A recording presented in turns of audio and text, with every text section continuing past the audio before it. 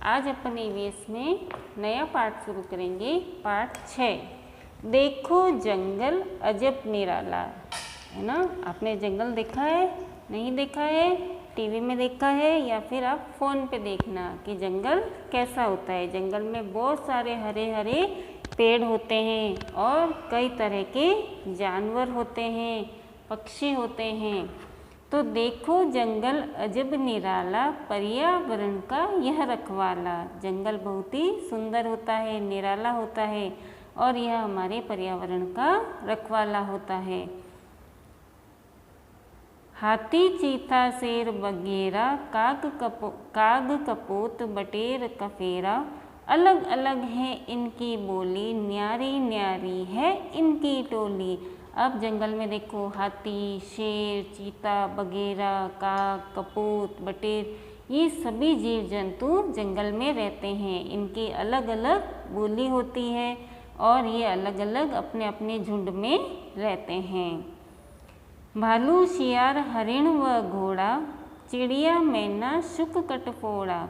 और वहाँ जंगल में भालू, शियार, हिरण, घोड़ा, चिड़िया, मैना, तोता, कटफोड़ा और भी सब तरह के जानवर जंगल में रहते हैं।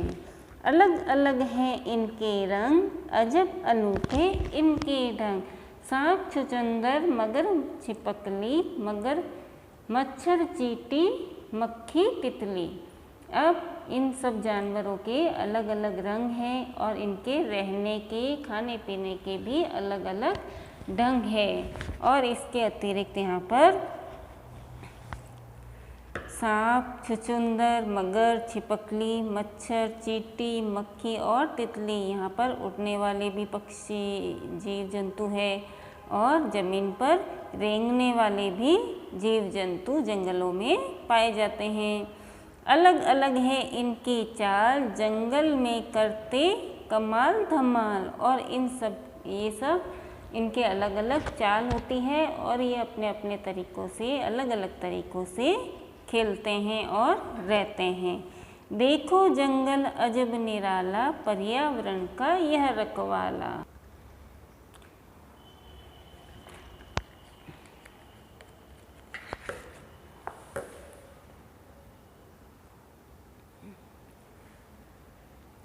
जानवरों का संसार बहुत बड़ा होता है।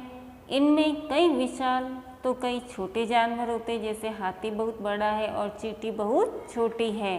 तो बहुत विशाल और छोटे जानवर हैं जो जल, थल और नभ में पाए जाते हैं। कई जानवर पानी में पाए जाते हैं, कहीं ज़मीन पर और कई आकाश में उड़ते भी हैं।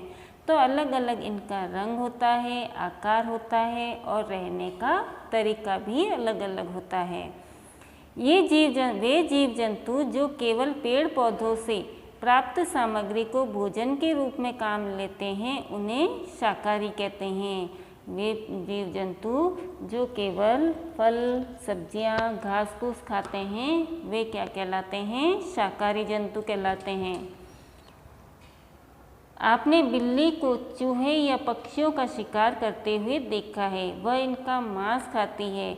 जंगली जंतु जैसे शेर, चीता, गीदड़ आदि शाकाहारी और हिरण, खरगोश आदि का शिकार करते हैं। वे इन्हें मारकर इनका मांस खाते हैं। मांस खाने वाले जंतु को मांसाहारी कहते हैं। तो जो जंतु दूसरे जीवों को मारकर उनका मांस खाता है, उसे क्या कहते हैं? मांसाहारी जंतु। और कुछ जंतु पेड़ पौधों से प्राप्त सामग्री के साथ साथ मांस भी खाते हैं। अब कुछ जंतु ऐसे होते हैं जो मांस भी खा लेते हैं और घास फूस भी खाते हैं, उन्हें कहते हैं सर्वाहारी जंतु, जैसे कौवा है और भालू है। अब जलीय जंतु, जलीय आवास, ये जहाँ आसपास संपूर्ण रूप से जल हो उसे जलीय आवास कहते हैं। इस आवास में रहने वाले पौधे और जंतु जल में ही अपना जीवन यापन करते हैं। जैसे मछली पानी में ही रहती है और कमल कहाँ खिलता है? पानी में। तो इनका आवास कहाँ हो गया? जल में। अब स्थलीय जंतु, हम जिस आवास में रहते हैं वह स्थलीय आवास है, मतलब जमीन पर जो जीव जंतु रहते हैं वो कहलाते हैं, वो क्या होता है उनका स्थलीय आवास। इस आवास में वायु, प्रकाश इत्यादि पर्याप्त मात्रा में होता है। ये आवास वातावरण के आधार पर अनेक प्रकार के होते हैं, कहीं ज़्यादा गर्मी है तो वहाँ का आवास गर्म होगा, कहीं सर्दी है, कहीं बर्फ़ है, तो इस तरीके से जलवायु वातावरण के आधार पर वहाँ अलग अलग है। यहाँ बर्फ़ हो या सर्दी अधिक रहे उसे शीत आवास कहते हैं। इसी तरह जहाँ जल की कमी हो उसे सूखा या शुष्क आवास कहते हैं। इसी प्रकार जहाँ वातावरण में पर्याप्त जल के अनुकूल ताप हो उसे समत आवास कह सकते हैं। तो जलवायु के आधार पर या मौसम के आधार पर अलग अलग आवास होते हैं। ठीक है बच्चों, अब कल हम इसके प्रश्न उत्तर करेंगे। धन्यवाद।